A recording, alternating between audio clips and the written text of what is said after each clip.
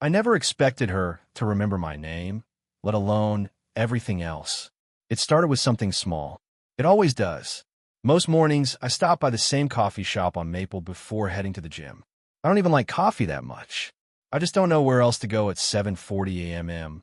Well, my apartment feels too quiet and my phone hasn't buzzed since the night before. I usually order the same thing. Medium latte.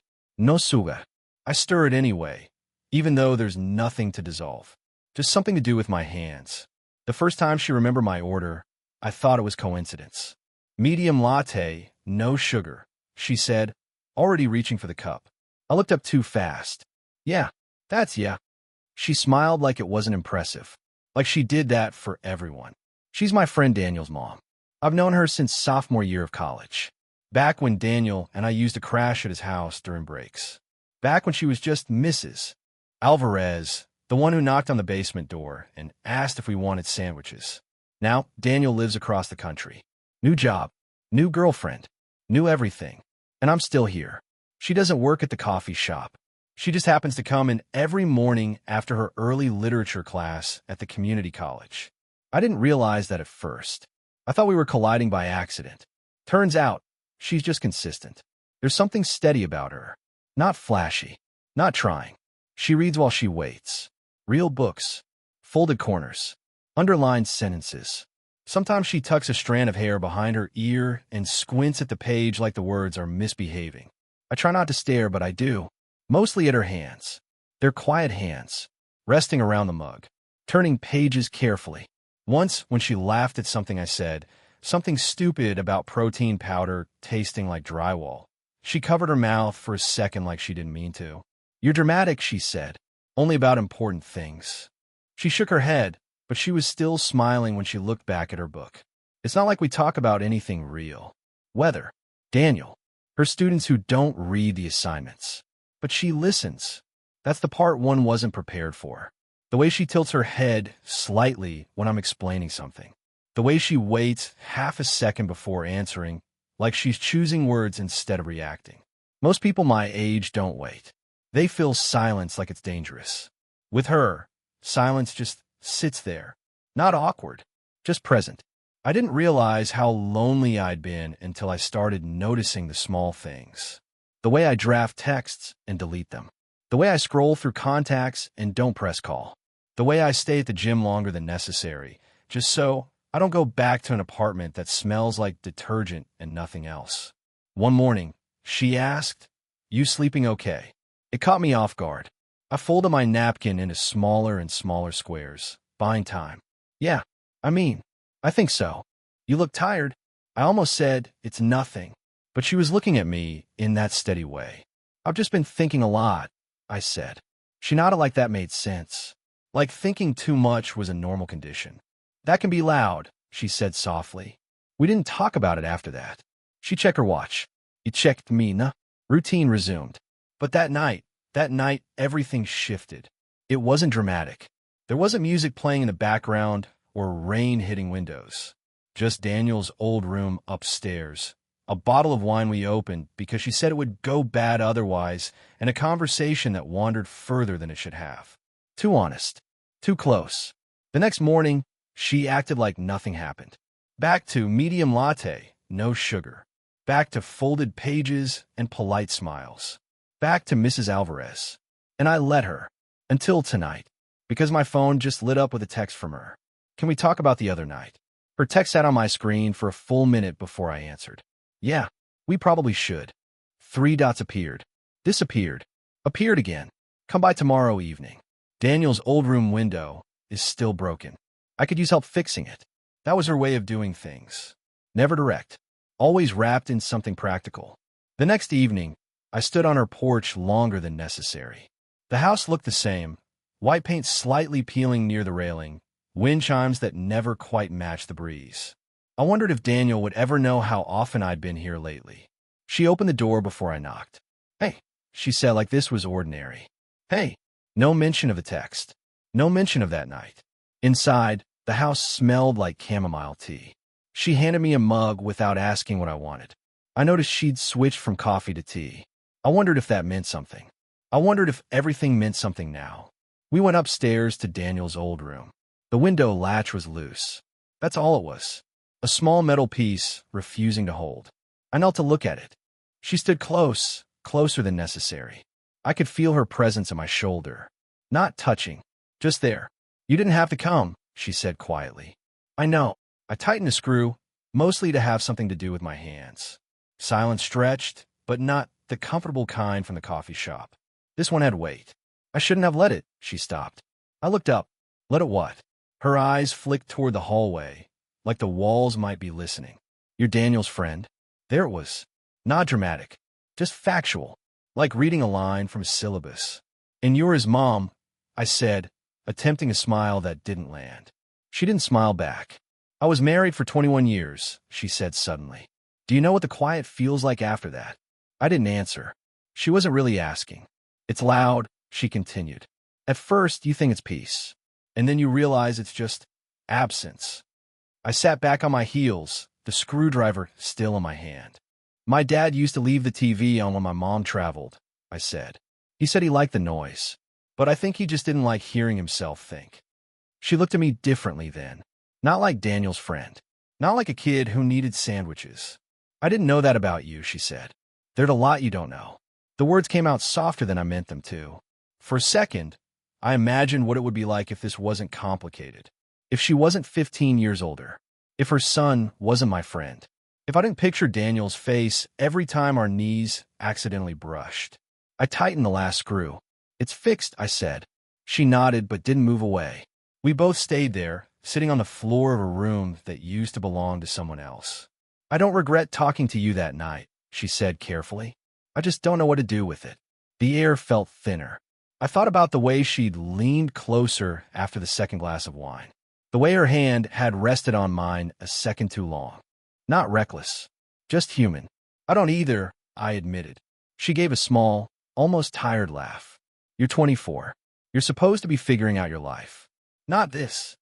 And you're supposed to have it figured out. I asked. That made her smile. Brief. Real. I don't know why that moment stayed with me. Maybe because it felt like someone finally saw me. Not as Daniel's roommate. Not as a kid passing through. Just me. When she reached for the mug beside me, her fingers brushed mine. Neither of us pulled away immediately.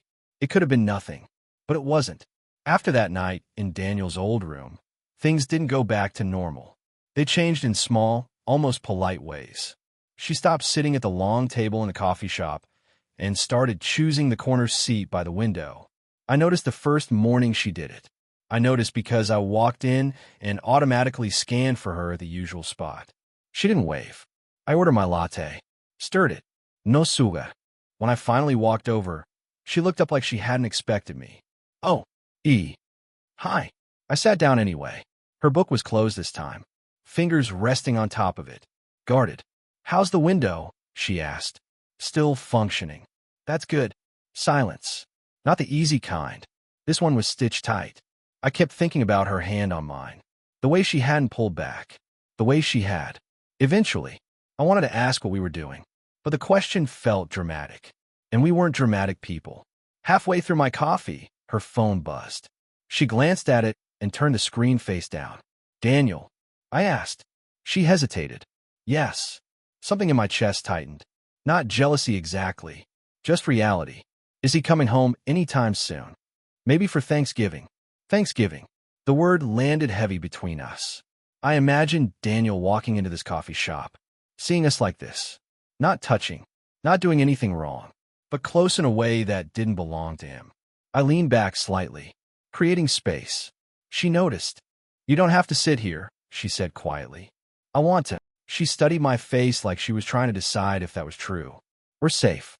Later that week, I skipped 2 mornings. Told myself I was busy. Told myself distance would clarify things. It didn't. On the 3rd day, she texted, Are you okay? 3 words. That was it. I typed back, deleted, typed again. Yeah, just busy. Another pause. I just didn't want you thinking I was avoiding you. That one took longer to answer. Were you? I sent before I could stop myself. The reply came slower this time. I don't know what you want from me. I stared at that sentence until the screen dimmed. What did I want? Not just her attention. Not just the way she listened. Something steadier. something I didn't have language for without sounding reckless. The next time we saw each other, it wasn't planned. I was at her house dropping off a book Daniel had asked me to mail. She opened the door in a sweater I'd never seen before. Hair loose. No muck-up. She looked younger. Or maybe just less prepared. "I can take that," she said, reaching for the package. Our fingers brushed again. This time neither of us pretended not to notice. "Do you think this is a mistake?" she asked suddenly. I swallowed. "I think pretending it's nothing feels worse." Her breath caught, barely. But I saw it. Footsteps echoed from somewhere inside the house. We both froze. Her neighbor's voice drifted through the open kitchen window, calling her name, asking about a borrowed casserole dish. The spell broke. She stepped back first. "I should." She gestured vaguely toward the kitchen. "Yeah, of course." I moved toward the porch, but neither of us fully turned away. For a second, we were just standing there, close enough that I could see the faint line between her brows. The way her eyes flicked to my mouth and then back up again. If I leaned forward, if she didn't move, her hand lifted almost instinctively, like she might touch my face. It hovered there, then dropped. "Good night," she said, barely above a whisper. And I left before I could find out what would have happened if I hadn't. She stopped coming to the coffee shop. Not gradually, not subtly, just stopped. The first morning, I told myself she was busy. The second, I checked my phone twice before noon. By the fourth day, I felt stupid for caring. So I stopped going too. If she could pretend, I could too. A week passed like that. Two people orbiting the same town, deliberately missing each other. Then Daniel called. "Hey man," he said. "My mom mentioned you haven't been around much. Everything cool?" The question landed wrong. "Yeah, just work," I said. "Yeah, she's been weird lately too. Probably lonely or something." Lonely. I didn't like hearing him say that. That evening, I walked past her house without planning to. The porch light was on. The wind chimes were moving even though the air felt still. I almost kept walking. Instead, I texted, "Can we talk?" The reply came faster than I expected. "I'm at the park, by the benches near the pond." Of course she was. She liked that park. So it was the only place in town that didn't feel rushed. When I got there, she was sitting on the far end of a wooden bench, coat wrapped tight around her. The sun was almost gone, leaving everything in that soft gray space between day and night. I sat down, leaving a careful distance between us. "You stopped coming," she said. "So did you." A small nod. Acknowledgement. Not apology. "I thought it would help," she said. Space. Did it? She didn't answer right away. Instead, she watched a couple walking their dog along the water. "Ordinary. Uncomplicated. I don't trust myself around you," she said finally. The words weren't dramatic, just quiet, measured. I felt something in my chest shift. "I'm not asking you to," I said. "That's the problem." Silence again. The pond rippled with a slow breeze. Somewhere behind us, a car door slammed. "I was married at 22, she continued. By 24, I had Daniel. My whole adult life has been responsibility. Structure." She let out a thin breath. "You feel like something that doesn't fit into that." I swallowed. "Is that a bad thing?" "It's a dangerous thing." There it was. Not age. Not Daniel. Not society. "Danger. You think I'm going to ruin your life?" I asked, trying to keep my voice steady. "No." She shook her head. "I think I might ruin yours." That caught me off guard. I looked at her then, really looked. The faint lines at the corners of her eyes. The way her hands were gripping the edge of the bench like she needed something solid. "You don't get to decide that for me," I said quietly. Her eyes lifted to mine. For a moment, everything narrowed. No park, no pond, no history, just us, breathing the same air. "I think about you," she admitted, almost reluctantly. "More than I should." The honesty hit harder than I expected. "I think about you too." The space between us felt smaller now, even though neither of us had moved. "I don't want to be someone you look back on as a mistake," she said. "You wouldn't be." "How do you know?" I didn't. That was the truth. I didn't know what this would look like in 5 years, or even 5 months, but I knew how it felt sitting here. I shifted closer without fully realizing it. Our shoulders almost touched. Her breath hitched. Barely. "If we do this," she said softly, "there's no pretending after." The word "do" hung there. I turned toward her, close enough to see the hesitation in her eyes, the question behind it. My hand moved, slow, careful, toward hers resting on the bench. If we do what? I asked, and neither of us pulled away. Her hand stayed under mine for 3 seconds, maybe 4, long enough for something irreversible to start forming. Then her phone rang. Not a text, not a notification, a call. The sound felt violent in the quiet of the park. She pulled her hand back like she'd touched something hot. I have to, she said, already reaching into her coat pocket. I nodded. Of course. That's what we do. We nod at interruptions like they're neutral. She glanced at the screen before answering. Her expression shifted. Not panic, not joy, recognition. She stood up to take the call, walking a few steps away. I didn't mean to watch, but I did. Her voice was low, softer than usual. No, it's fine. I'm just out. Yes, I know. It's not about that. A pause. I said I'd think about it. Think about what? The breeze picked up, brushing leaves across the pavement. I stared at the water, pretending I couldn't hear the rhythm of her voice changing. When she came back, she didn't sit as close. That was my ex-husband, she said, like she owed me the information. I waited. He wants to move back. The words didn't make sense at first. Back to town. I asked. She nodded. There's a job opportunity here. He said it would make things easier for Daniel. Holidays. Birthdays. Of course. Responsible. Logical. Clean. And I asked, trying to keep my voice level. And he thinks maybe we rush things. She swallowed. The divorce. The sentence hung there between us. Hope. Confusion. Withdrawal. All at once. Do you? I asked. She looked at the pond instead of me. I don't know, she said honestly. 21 years is a long time to throw away. I felt something tighten in my chest. Not jealousy exactly. Something quieter. Smaller. Like the air had shifted direction without warning. And what am I? The question slipped out before I could stop it. She closed her eyes briefly. That's exactly the problem. I laughed, but there was no humor in it. You make it sound like I'm a complication. You are, she said softly. A beautiful one, but still. Beautiful. The word hit harder than it should have. For a moment, I imagined what this would look like from the outside. Daniel's father moving back. Family dinners. Old routines stitching themselves together. And me what? The footnote. The mistake. I didn't know he was even in the picture, I said. I didn't want him to be, she replied. That was worse. Silence stretched again, but this time it felt final. I need time, she said. To think. To not make another decision based on loneliness. Loneliness. There was again. I nodded because I didn't trust my voice. We walked back toward the street together, but not touching. Not almost touching. At her porch, she stopped. I don't want to hurt you, she said. You already are, I wanted to say. Instead, I shrugged. You haven't done anything. That was the truth. She hadn't chosen. She hadn't promised. That's what made it harder. That night, I typed a message. If he moves back, where does that leave us? I stared at it for a long time. Then I deleted it. I didn't feel heartbroken.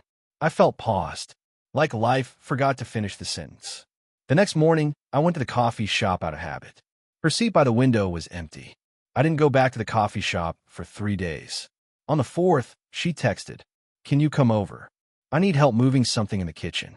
It was such a normal request, it almost felt cruel. I stood outside her house longer than usual. The porch light was already on, even though it wasn't dark yet. Like she'd been watching the clock. When she opened the door, her hair was tied back. No muck-up. Sleeves rolled up. "You don't have to help if you're busy," she said. "I'm not busy." We both knew that wasn't the point. In the kitchen, a heavy wooden shelf leaned against the wall. Books stacked on the counter. Cookbooks. Old novels. Things that had clearly been sitting somewhere else for years. "I'm rearranging," she said. "Figure I should make some changes." "Because he's moving back?" I asked. She paused. Yes. And no. We lifted the shelf together. It wasn't as heavy as it looked, but we moved slowly, careful not to scrape the paint. Our hands brushed once. This time neither of us reacted. When we set it down, we didn't step away immediately. "He called again," she said. I nodded. He asked if I'd considered dinner. Just to talk. And I told him I would. There it was. the choice hovering. My chest tightened, but I kept my voice even. That sounds mature. She let out a small breath that might have been a laugh. I don't want to choose something because I'm afraid of being alone, she said. And I don't want to walk back into something just because it's familiar. I leaned against the counter. So what do you want? She looked at me then. Fully. No si destipin. I want to stop pretending that night didn't matter, she said quietly. I want to stop acting like you don't matter. The air in the kitchen felt thinner. But, she added, I'm terrified that wanting you is selfish. I swallowed. I don't feel like a selfish decision, I said. You're 24, she said softly. You have space to make mistakes. Maybe I don't see this as one. The words hung between us. She stepped closer, not impulsively, slowly, like someone approaching the edge of cold water. If I choose you, she said, I risk Daniel's trust. I risk people talking. I risk you waking up one day and realizing this was just a phase. I met her eyes. And if you don't, her jaw tightened slightly. I risk never knowing. That was the moment. Not loud, not cinematic. Just two people in a kitchen that smelled like old paper and chamomile tea. I'm not asking for forever, I said. I'm asking for honest. Her eyes softened at that. I don't want to hide, I continued. If we try this, we try in daylight, not in between phone calls and empty coffee shop seats. She studied my face like she was searching for hesitation. There wasn't any. Finally, she nodded. Small. Certain. I'll have dinner with him, she said. And I'll tell him the truth. That I've moved on. The word truth landed steady. And if he's angry? I asked. He's allowed to be. She reached for my hand then. Not tentative this time. Just deliberate. I don't want to pretend anymore, she said. Okay, I answered. Not dramatic. Not triumphant. Just okay. Her thumb brushed lightly across my knuckles. A small, grounding gesture. And for the first time, it didn't feel like we were pausing. It felt like we were choosing. Dinner with her ex lasted 2 hours. I know because she texted me at 8:47 p.m. It's done. That was all she wrote. I didn't call. I didn't ask for details. I just stared at the timestamp. 8:47. The same minute I used to walk into the coffee shop most mornings. Some habits stay in the body. We didn't see each other for a week after that. Not because we were avoiding it. Just life. She had classes. I picked up extra shifts at the gym. Daniel called her more often, and she told him the truth. Not every detail, but enough. He didn't yell, she told me later. He was quiet, which is worse in some ways. And Daniel, she gave a small, tired smile. Confused, protective, but he said he'd trust me. That mattered. We started slowly, on purpose. No more hiding in corners of coffee shops. No more almost moments on porches. The first time we walked through town together in daylight, it felt exposed. Like everyone could see the age difference, the history, the risk. But no one stared. Or maybe they did, and it just didn't hold the same power anymore. Mornings changed. Now, sometimes she comes over to my apartment instead of the coffee shop. She brings tea in that dented thermos she's had for years. I still make black coffee, even though I don't need the caffeine. We sit by the window, not saying much. The quiet doesn't feel loud anymore. It feels shared. There are practical conversations now. About Daniel visiting for Thanksgiving. About how we'll tell extended family. About what this looks like long-term. Not fantasy. Not forever promises. Just next steps. One afternoon, we went back to the park. The same bench by the pond. Leaves had started turning, brushing the water in slow circles. She sat closer this time without thinking about it. I was so sure wanting you was irresponsible, she said. And now, she glanced at me sideways. Now it just feels honest. I smiled at that. We're not naive about it. Some days are heavier. Some conversations feel like negotiations between heart and history. But it's not chaotic. It's steady. The kind of steady that comes after you've already faced the worst-case scenarios in your head and decided to stay anyway. Sometimes when she's reading beside me, she still tucks that strand of hair behind her ear. I still catch myself watching her hand around mug. She notices now. You're staring, she'll say. I know, and she doesn't look away. The other morning, at exactly 8:47, she texted me from the kitchen while I was still half asleep in the bedroom. Medium latte. No sugar. I walked in to find a mug waiting on the counter. You remembered, I said. She shrugged lightly. Some things are easy to remember. I don't think about whether this will last forever. I think about how it feels to sit beside her without pretending. How the bench doesn't feel dangerous anymore. How the quiet isn't absence, it's presence. We didn't crash into each other. We chose. Slowly. Carefully. And sometimes when the house is still and the tea is steeping, she'll look at me like she did that first morning at the coffee shop. Steady, listening. Like I'm not a complication. Just someone she decided to see. Did this story stay with you? What kind of quiet, real love stories do you want to hear next?